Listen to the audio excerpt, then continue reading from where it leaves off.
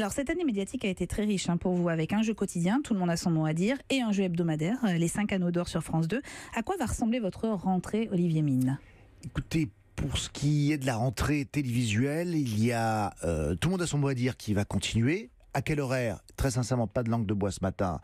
J'avoue que j'étais dans votre maison, je l'ai jamais tenue. D'ailleurs, cette langue de bois là, je ne connais pas l'horaire, mais en tout ça cas, continue. oui, ça continue Bonne en nouvelle. quotidien. Il y a Joker, qui est un jeu qui avait été arrêté il y a 2 ans maintenant. Oui. Qui revient de manière hebdomadaire à la place des 5 anneaux d'or, qui est un jeu que je présentais le samedi. Est-ce que ce sera au même horaire? Je ne sais pas. En tout cas, ce sera le samedi. Et puis voilà. Eh ben, c'est déjà pas mal. Oui, non, c'est bien. Ça fait une bonne rentrée médiatique. Qu'est-ce qui vous plaît dans l'animation? Ce qui me plaît dans l'animation, c'est à la fois le fait de pouvoir faire passer quelque chose à travers l'écran.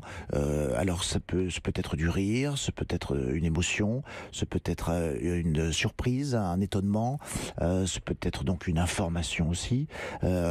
Mais même si c'est quelque chose de léger, pour moi c'est déjà gagné, parce que la télévision, c'est tout ça réuni en fait. C'est un moment à partager avec les autres. Donc et c'est un outil comme la radio, c'est encore bien plus merveilleux de ce point de vue-là. Mais c'est un outil de partage merveilleux, la télévision. On est bien d'accord. Vous avez annoncé la sortie d'un livre sur les coulisses de la télévision. Est-ce que vous pouvez nous dire de quoi il s'agit et quand ça sortira? C'est pour l'automne prochain, c'est ça? Alors oui, c'est pour fin octobre, c'est aux éditions du Rocher. C'est pas réellement les coulisses de la télévision, mais c'est un livre qui est en fait assez personnel. Comme le Louis Jourdan a fini par l'être, parce que je raconte dans le livre de Jourdan ma relation aussi avec cet homme. C'était pas que la biographie de Louis Jourdan. Et ici, dans ce livre-là, je parle en fait des speakerines. C'est un livre qui va s'appeler Speakerine, d'ailleurs, tout simplement. Tant qu'à être concis, autant l'être dans le titre aussi. C'est un livre qui va parler des speakerines, parce que j'ai été, vous l'évoquiez tout à l'heure, j'ai été speakerin sur Antenne 2, mais en fait, j'ai été, par le fait du hasard de la vie, j'ai été le dernier speakerine à présenter les programmes sur Antenne 2. Et j'ai été formé et mis à l'antenne par la première, Jacqueline Joubert, qui avait commencé en 1949 à la RTF, la Radio-Diffusion Télévision Française.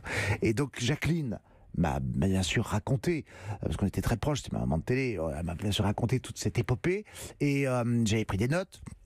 J'ai très bien connu Catherine Langeais aussi, qui a été la deuxième speakerine de la RTF. Bref, ce livre va relater l'histoire de ces speakerines, mais à travers ça, c'est surtout l'histoire des femmes à la télévision, à partir de 1935, parce que le premier visage d'un être humain en France apparaissant sur un petit écran dépoli verdâtre, c'est le visage d'une femme. La télévision de ce jour-là était, pour en tout cas longtemps, et elle l'est toujours, pour à mon sens en tout cas, féminine.